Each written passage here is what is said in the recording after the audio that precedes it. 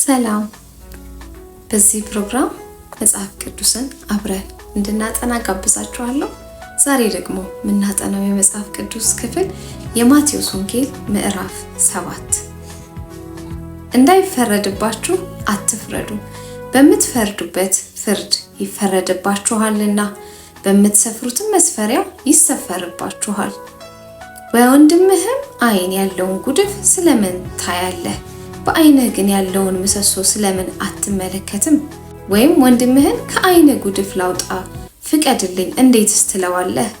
እነሆ በዓይንህ ምሰሶ አለ። አንተ ግብዝ፣ አስቀድመህ ከዓይንህ ምሰሶውን አውጣ፣ ከዚያም በኋላ ከወንድምህ ዓይን ጉድፉን ታወጣ ዘንድ አጥርተህ ታያለህ። በእግራቸው እንዳይረግጡት ተመልሰውም እንዳይነክሷችሁ የተቀደሰውን ለውሾች አትስጡ፣ ዕንቁዎቻችሁንም በእሪያዎች ፊት አትጣሉ። ለምኑ ይሰጣችኋል፣ ፈልጉ ታገኙማላችሁ፣ መዝጊያን አንኳኩ ይከፈትላችሁማል። የሚለምነው ሁሉ ይቀበላልና የሚፈልገው ያገኛል፣ መዝጊያንም ለሚያንኳኳ ይከፈትለታል። ወይስ ከእናንተ ልጁ እንጀራ ቢለምነው ድንጋይ የሚሰጠው ከእናንተ ማን ሰው ነው? ዓሣ ቢለምነው እባብ ይሰጠዋልን?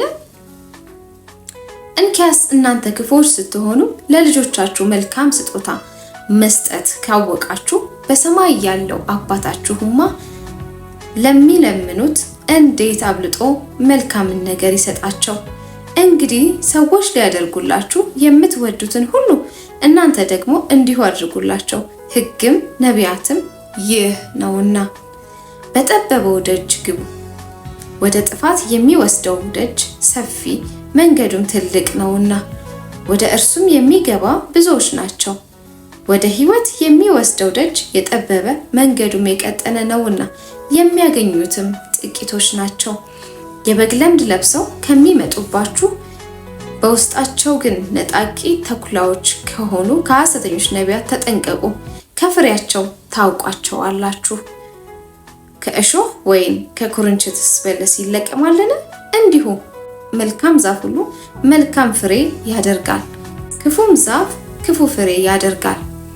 መልካም ዛፍ ክፉ ፍሬ ማፍራት ወይም ክፉ ዛፍ መልካም ፍሬ ማፍራት አይቻለውም።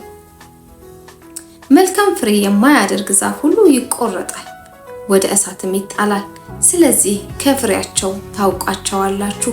በሰማያት ያለውን የአባቱን ፈቃድ የሚያደርግ እንጂ ጌታ ሆይ ጌታ ሆይ የሚለኝ ሁሉ መንግሥተ ሰማያት የሚገባኝ አይደለም። በዚያ ቀን ብዙዎች ጌታ ሆይ ጌታ ሆይ በስምህ ትንቢት አልተናገርንምን? በስምህስ አጋንንትን አላስወጣንምን? በስምህስ ብዙ ተአምራት አላደረግንምን? ይሉኛል። የዚያን ጊዜም ከቶ አላውቃችሁም እናንተ አመፀኞች ከእኔ ራቁ ብዬ መሰክርባቸዋለሁ። ስለዚህ ይህን ቃሌን ሰምቶ የሚያደርገው ሁሉ ቤቱን በዓለት ላይ የሰራ ልባምን ሰው ይመስላል።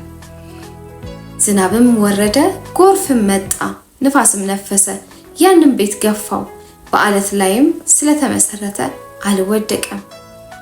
ይህን ቃሌን ሰምቶ የማያደርገው ሰው ሁሉ ቤቱን በአሸዋ ላይ የሰራ ሰነፍ ሰው ይመስላል። ዝናብም ወረደ፣ ጎርፍም መጣ፣ ንፋስም ነፈሰ፣ ያንን ቤት መታው፣ ወደቀም፣ አወዳደቁም ታላቅ ሆነ። ኢየሱስም ይህንን ነገር በጨረሰ ጊዜ ሕዝቡ በትምህርቱ ተገረሙ። እንደ ጻፎቻቸው ሳይሆን እንደ ባለስልጣን ያስተምራቸው ነበርና። ይህ እውነተኛ የነፍስ ምግብ ነው። ነፍሳችንን ሁል ጊዜ ከዚህ እውነተኛ ከሆነው የእግዚአብሔር ቃል እንመግባት እላለሁኝ። መልካም ቆይታ።